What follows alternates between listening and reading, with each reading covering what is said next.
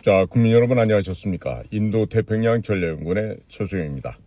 오늘도 저희 방송을 애청하고 계시는 전국 방방곡곡의 국민 여러분, 해외에 계시는 동포 여러분, 한 분 한 분께 감사의 인사를 전해 올립니다. 오늘 제가 전해드리는 중국에서 지금 전해지고 있는 이야기입니다. 지금 중국 공산당의 지도하에 있는 중국 대륙은 바야흐로 국가 체제 붕괴의 길에 접어들었다고 평가가 됩니다. 상해와 같은 국제 도시에서 외국인들이 빠져나가고 외국 기업들이 철수를 하며 그에 따른 외국인 학교도 텅텅 비어버리는 그와 같은 지금 공동화 현상이 벌어지고 있고, 전국적으로 빈집이 너무너무 많아서 지금 중국의 잘못된 부동산 정책이 중국을 결국 망국으로 이끌고 있다, 이런 말씀을 드릴 수가 있습니다. 거기에다가 전 세계적으로 1대1로를 추진하면서 그들이 해왔던 또 다른 위험한 작업은 바로 남의 나라의 선거에 개입하는 것이었죠. 그래서 대한민국에서도 미국에서도 이 부정선거가 대단히 지금 뜨거운 감자로 지금 되어 있는지 벌써 오래되었습니다. 다만 지금 대한민국에서 피포된 중국 공작원들, 중국 간첩단 해커들의 지금 미국으로부터의 그 조사 결과에 의거하여 중국 공산당 시진핑 정권을 때려잡는 일이 지금 벌어져야 할 텐데, 아직까지는 미국 내부의 여러 가지 상황으로 인해서 공식적인 발표가 지금 다소 늦춰지고 있는 것이 있습니다.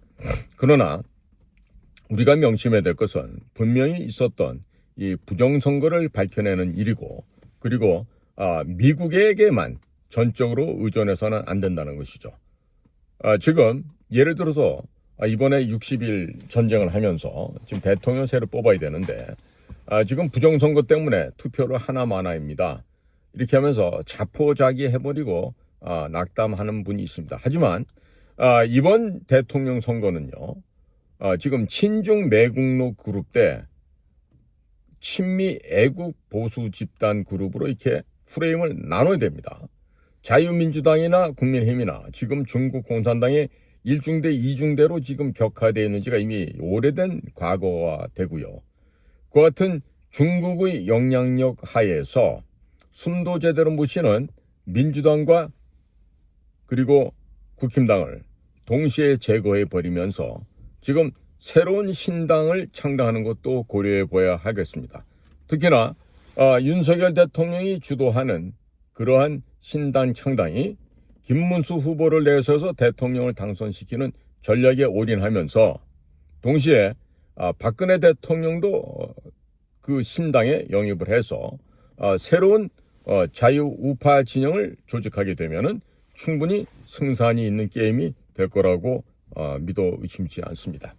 자, 이러는 가운데 멸망해 가고 있는 중국 공산당에 지금 해체되는 과정에서 나타나고 있는 최신 이상한 현상들이 있습니다. 바로 중국 공산당 중공의 7대 회색 코뿔소 현상이다, 이렇게 지금 제목을 붙일 수가 있겠는데요. 자, 그러면 중국 공산당 정권에게 들이닥친 7대 회색 코뿔소 현상을 그들은 과연 어떻게 해결할까? 그리고 실질적으로 해결할 능력이 있을까? 이런 생각을 좀 해볼 필요가 있겠습니다. 우선 첫 번째로 부동산 붕괴입니다. 미국 타임즈와 같은 보도에 따르면 중국 각지에 귀신 도시가 난무하고 있습니다. 대략 6,500에서 8천만 호, 6,500만에서 8천만 호 정도가 공실로 비어 있는데, 가구당 2라고 산정할 경우에 1억 3천만에서 1억 6천만 명 정도가 거주할 규모가 되겠습니다. 자, 그런데 이 부동산을 채울 수 있는 인원과 가정이라 할까? 아니면 사람이라 할까? 자, 이것이 비어 있습니다. 자, 그러니 이 아파트가 됐던 무슨 빌라가 됐던 이런 식으로 부동산을 지어놨는데, 자, 이것들이 지금 팔려나가지도 않습니다. 월세도 안 나갑니다. 결국 부동산에 거품이 빠지면서 부동산이 지금 붕괴되고 있는 것이죠.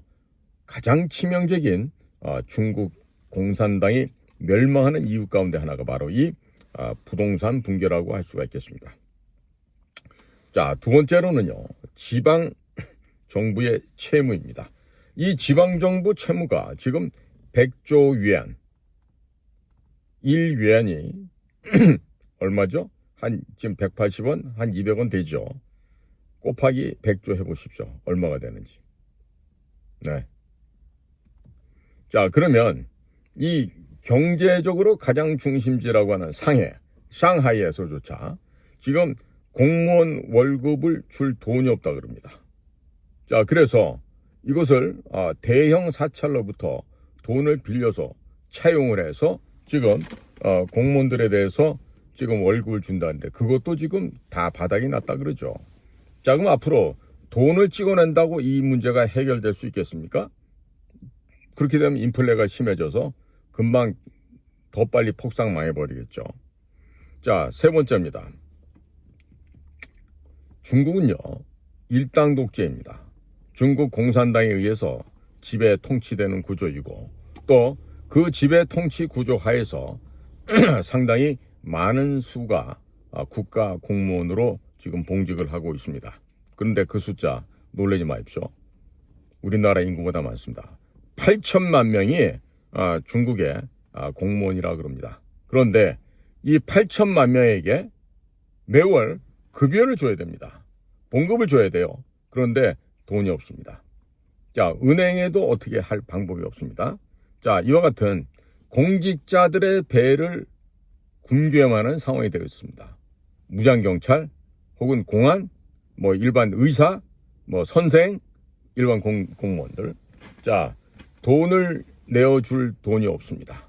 이들을 먹여 살려야 되는데 이 일을 어떻게 하면 좋겠습니까? 자, 이런 걸 보더라도 이미 중국 공산당은 지금 멸망에 가는 과정에 있는 것입니다.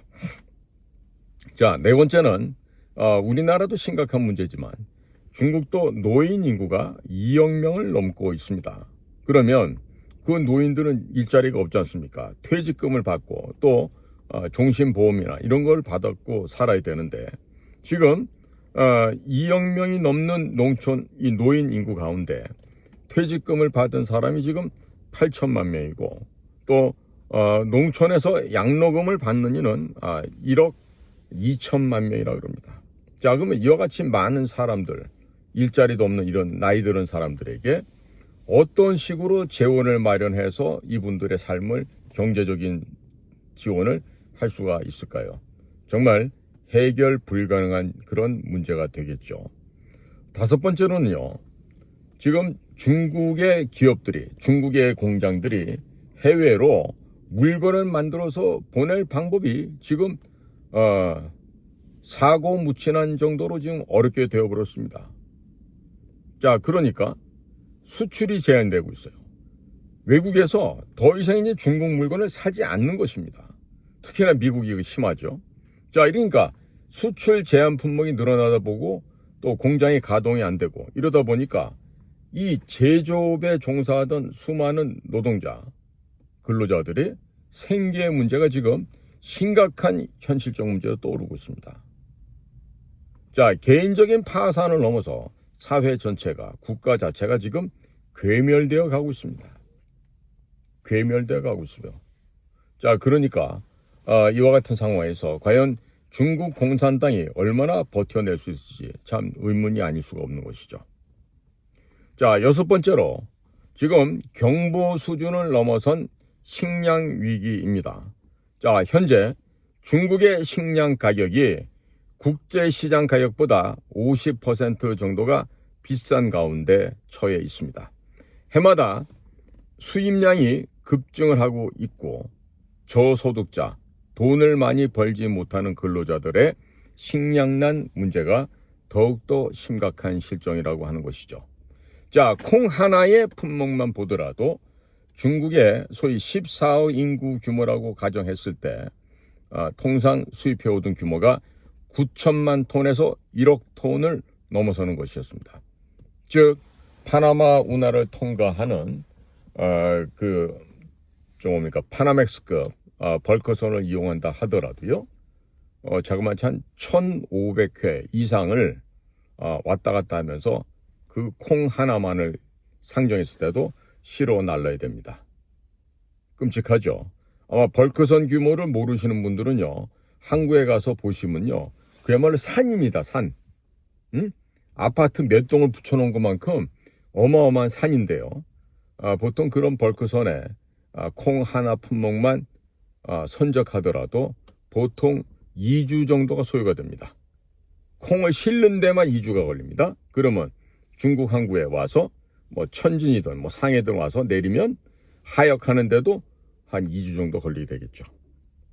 자, 지금 이와 같은 중국의 식량 위기는 대단히 지금 위험한 수준에 지금 도달해 있습니다. 자, 여기에다가 7번째입니다.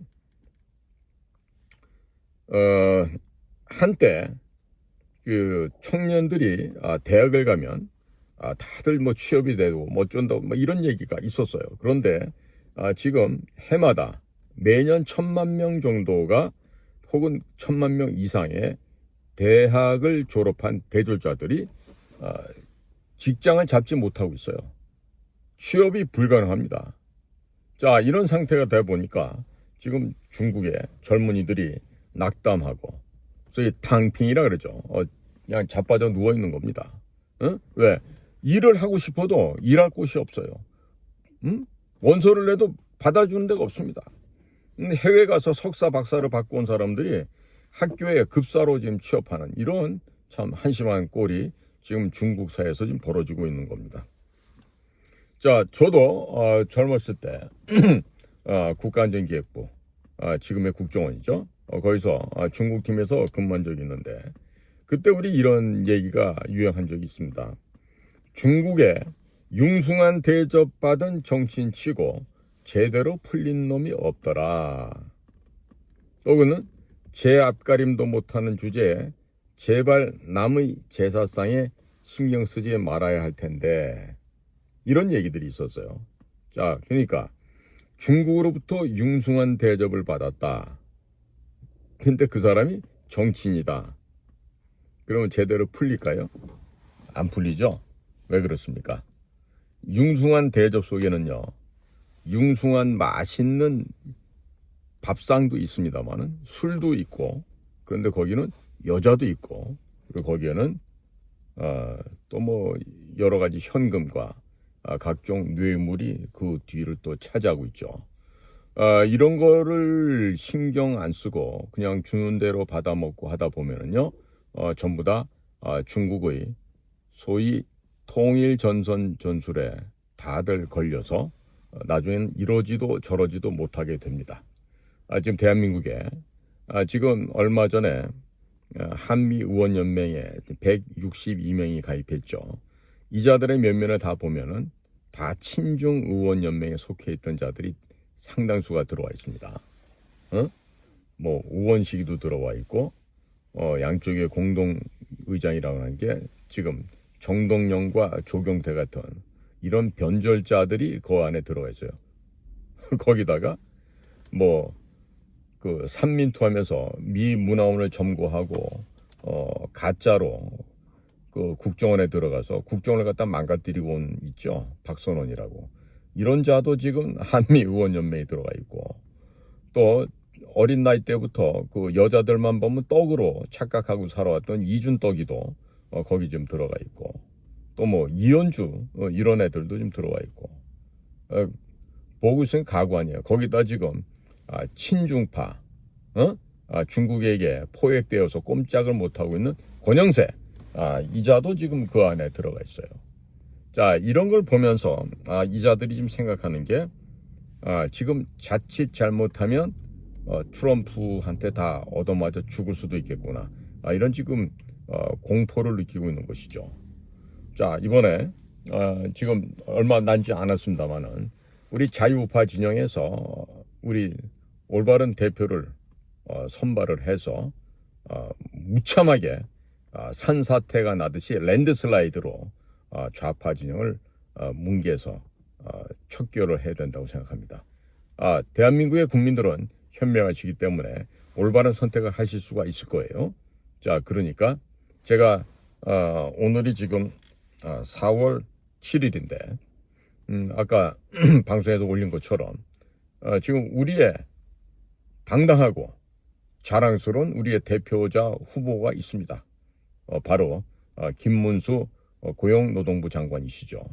그래서 윤석열, 박근혜가 뭉치고 김문수를 대표로 선발을 해서 대통령 후보로 내세우면은 반드시 필승할 수 있을 것이라고 생각이 듭니다.